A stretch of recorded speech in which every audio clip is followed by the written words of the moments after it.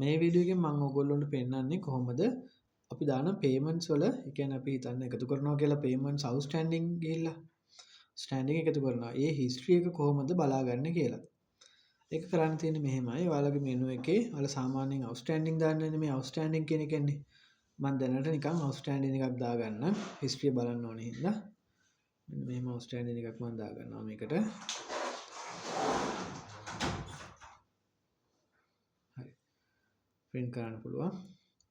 outstanding එක දාගත්තට පස්සේ ඔයාලට බලන්න පුළුවන් මෙතන බලන්න අලුත් menu item එකක් තියෙනවා payment history කියලා.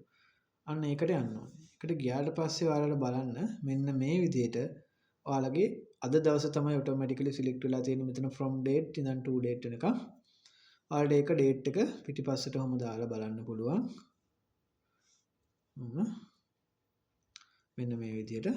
ඒකට ඔයාලා දාපු payment history එක invoice එකකට customer කෙනෙක්ට දාපු payment history එක outstanding collect කරපු history එක මෙතනින් බලා ගන්න පුළුවන්. මෙතන යට තියෙනවා total එක check වලින් ආපු ගාන cash වලින් ආපු ගාන. එතකොට ඔයාලට මෙතනින් එකින් එකට මේ බලන්න print button එකක් තියෙනවා. ඔයාලට ඒකෙන් ගිහිල්ලා print කරගන්න පුළුවන් අවශ්‍යතාවයක් තියෙනවා නා.